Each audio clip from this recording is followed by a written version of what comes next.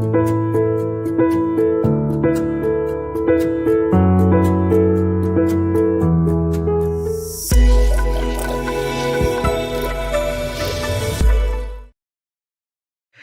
Everyone, welcome to pi classes और मैं हूं शाहरुख खान।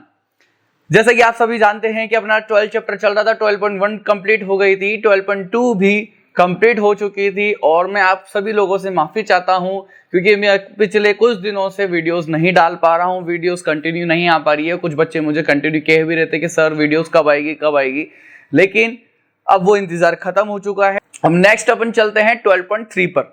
वैसे देखा जाए तो 12.3 और 12.4 तो हट चुकी है, लेकिन 12.3 का कुछ पार्ट आ रहा है और उसमें सिर्फ एक ही थ्योरम है 12.8। 12.8 जो थ्योरम है वो बहुत इंटरेस्टिंग है, बहुत मजेदार है और आप लोगों को मजा भी आएगा। इस थ्योरम से क्वेश्चंस जो है वो छोटे भी बनते हैं और बड़े भी बनते हैं। मतलब इसमें जो इंपॉर्टेंट क्वेश्चंस बनते हैं, अच्छे जो इंटरेस्टिंग क्वेश्चंस होते हैं वो होते हैं छोटे क्वेश्चंस होते हैं 1 नंबर के, 2 नंबर के। तो ज्योमेट्री में से जो अगर 1 नंबर का या 2 नंबर का अगर कोई क्वेश्चन आ सकता है और अगर इस चैप्टर में से आएगा तो इस थ्योरम से जरूर आ सकता है। वैसे इस पूरी चैप्टर में छोटे छोटे ही क्वेश्चन है, तो चलिए समझते हैं। तो थ्योरम 12.8 को समझने के लिए पहले अपन को इसके कुछ पार्ट्स को समझना पड़ेगा। देखो, पार्ट समझने के लिए पहले एक सर्कल लिया। हम जानते हैं कि एक सर्कल के अंदर सेंटर होता है। अब उस सेंटर के पास से सर्कल के किसी भी एक पॉइंट से सर्कल के दूसरे पॉइंट तक जाने वाले किसी भी साइड को, किसी भी लाइन को, किसी भी रेखा को हम क्या कहते हैं? जीवा कहते हैं। और वो जीवा जो है वो ए बी है, यानी कि एक पॉइंट ए से लेके दूसरे पॉइंट बी तक एक जीवा ए बी है।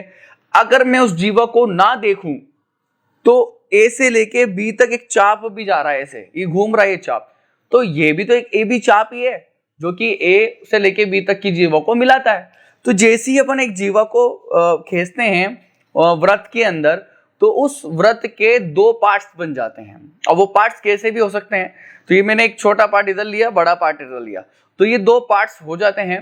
तो इन पार्ट्स को हम कहते हैं सेगमेंट। हिंदी में इसे बोलते हैं वृत्तखंड। हिंदी में क्या कहते हैं इन्हें? वृत्तखंड। तो ये बहुत इंपॉर्टेंट चीज है, इसको याद रखना है आपको। चैप्टर 15 में भी ये काम आएगा और अभी जो आगे थ्योरम पढ़ने जा रहे हैं उसमें भी काम आएगा। छोटे वाले को हम लघु वृत्तखंड बोलते हैं और बड़े वाले को हम दीर्घ वृत्तखंड बोलते हैं। इंग्लिश में इसे माइनर सेगमेंट बोलते हैं, इंग्लिश में इसे मेजर सेगमेंट बोलते हैं। अब हम वृत्तखंड के बारे में क्यों पढ़ रहे हैं, इसके लिए आइए अपन थ्योरम नंबर 12.2 को पढ़ते हैं। 12.2 थ्योरम जो है आपके सामने दिख रही होगी, उसमें लिखा है क्लियरली कि एक चाप द्वारा वृत्त के केंद्र पर अंतरित कोण, यानी कि एक चाप द्वारा वृत्त के केंद्र पर अंतरित कोण वृत्त के शेष भाग के किसी बिंदु पर अंतरित कोण का दोगुना होता है।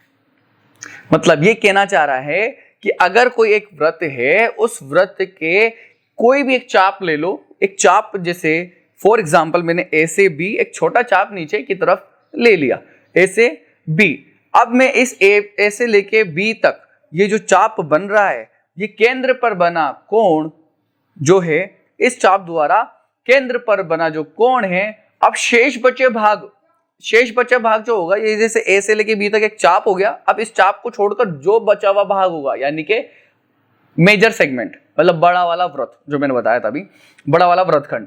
तो उस बड़े वाले वृत्तखंड में किसी भी बिंदु से अगर अपन एक कोण बनाते हैं तो वो दुगना होता है, उस कोण का दुगना होता है। कौन? केंद्र पर बनने वाला कोण।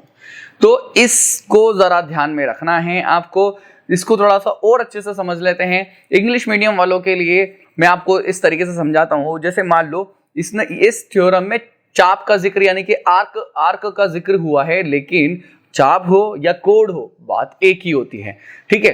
जैसे मान लो ये एक वृत्त है, इस वृत्त के सर्कल, इंग्लिश मीडियम वालों के लिए ये एक सर्कल है। इस सर्कल में मैंने एक कोड ड्रॉ करी, एक कोड ए टू बी एक कोड ड्रॉ करी। अब वो कोड एक आर्क भी बना रही है।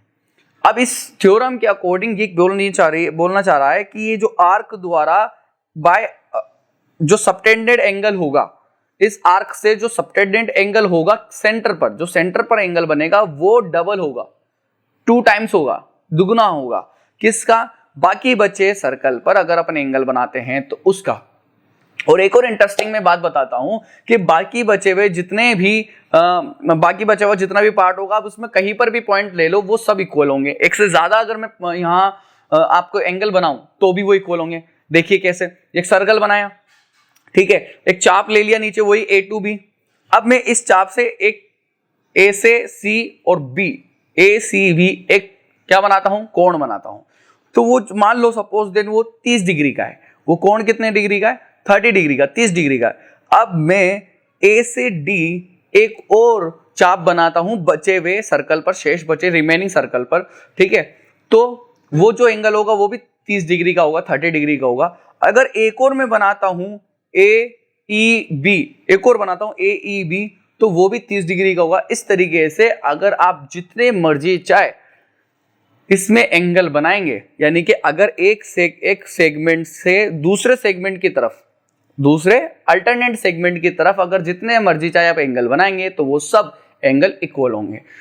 तो आपको इस तरीके इससे यूं समझ सकते हैं कि किसी एक चाप पर बनने वाले, चाप यानी कि कोड, किसी एक चाप यानी कि कोड पर बनने वाले सभी एंगल इक्वल होते हैं। किसी भी तरफ बनाओ, वैसे उस तरफ बनाएंगे तो उस तरफ के सारे एंगल इक्वल होंगे, और इस तरफ बनाओगे तो इस तरफ के सारे एंगल इक्वल होंगे। तो इसका मतलब ये समझ सकते हैं कि एक ही कोड पर, एक ही चाप पर बनने वाले सभी कोण इक्वल होते, सभी एंगल इक्वल होते हैं, और वो किसके, सेंटर पर बनने वाले के हाफ होते हैं। अब वो मैंने इसका थ्योरम जो थी उसकी उल्टी बोल दी है। अब इसको थोड़ा सा प्रैक्टिकली समझ लेते हैं। प्रैक्टिकली समझने के लिए मान लो एक सर्कल बनाया, ठीक है। अब उस सर्कल के मैंने एक चाप लिया A से लेके B। अब उस A से लेके B तक जो चाप मैंने लिया है वो चाप केंद्र पर 120 डिग्री का कोण बनाता है। कितने डिग्री का कोण बनाता है, 120 डिग्री का। अब इस चाप द्वारा ही मैंने एक लाइन खींची ACB, एक और ACB एक एंगल बनाया बचे हुए सर्कल पर। तो उसका एंगल क्या होगा, इस तरीके से क्वेश्चन आएगा, उसका एंगल क्या होगा। तो अभी थ्योरम के अकॉर्डिंग हम समझ सकते हैं कि सेंटर पर बनने वाला जो एंगल होता है वो दुगना होता है। तो इसका मतलब जो ऊपर बनेगा एंगल वो हाफ होगा, आधा होगा। तो 120 यानी कि 120 का आधा कितना होगा, 60। तो ऊपर वाले का आंसर होगा 60। इसी तरीके से आपके सामने आंसर आएंगे, क्वेश्चंस आएंगे, उनको आपको समझना है। कहीं तो आपको कोड देगा तो कहीं वो एंगल देगा, आर्क देगा, और कभी ऊपर वाला एंगल दे देगा तो कभी नीचे वाला एंगल दे देगा। तो आपको इस तरीके से समझना है कि सेंटर वाला जो होगा, जैसे ये सर्कल एक और बनाया, मैं वापस समझा देता हूं आपको। सर्कल बनाया, उस सर्कल के सेंटर पर मान लो मैंने एक कोण ले लिया थीटा। क्या ले लिया, थीटा, ठीक है। तो बचे हुए सर्कल पर एक और एंगल बनाया, तो वो जो ऊपर वाला थीटा होगा उसका आधा होगा, यानी कि θ/2, θ/2। ये तो डबल है, सेंटर पर बनने वाला एंगल डबल है, दुगना है, और ऊपर जो बनेगा वो क्या होगा, आधा होगा। अच्छा, जरूरी नहीं ऊपर ही बनेगा, ऊपर वाला अगर अपन आर्क लेंगे तो नीचे बन जाएगा। इस सर्कल को उल्टा भी तो घुमा सकते हैं, ठीक है, इस सर्कल को उल्टा भी तो घुमा सकते हैं। इसलिए आप अब ये थ्योरम बहुत इजी है, मैंने आप लोगों को इसको एक्सप्लेन कर ही दिया है। इससे रिलेटेड क्वेश्चन आप देख लेना, अगर आप कर सकते हो पहले ट्राई करना। 12.3 के कुछ स्टार्टिंग के जो क्वेश्चन है, छोटे छोटे क्वेश्चन से एग्जाम्पल है, वो आप करने की ट्राई करना, कोशिश करना, आपको इजिली आ जाएगा। आप सभी का बहुत बहुत धन्यवाद जो आप लोग हमारी वीडियोस देख रहे हैं, और जो भी स्टूडेंट्स इन वीडियोस को देखते हैं और इसका फायदा उठाते हैं, तो वो इसकी अहमियत समझे। और भी दूसरे जो स्टूडेंट्स हैं, अभी जो 10th क्लास में, अभी इस टाइम पे करंट में जो 10th क्लास में हैं या फिर अभी गए हैं, क्योंकि इस बार ऐसा हुआ है कि जो 9th क्लास के हैं वो प्रमोट हो चुके हैं, तो वो भी 10th क्लास में आ चुके हैं, और जो ऑलरेडी 10th क्लास में थे वो तो है ही, और उनका जुलाई के स्टार्टिंग में एग्जाम हो सकते हैं, 15 जुलाई से पहले पहले एग्जाम हो सकते हैं। इसलिए वो घर पर इतने इत्मीनान ना बैठे और इसको पढ़ते रहें, और ज्यादा से ज्यादा सब्सक्राइब करें और दूसरों लोगों को शेयर करें, वीडियो को लाइक जरूर करें। Thank you so much.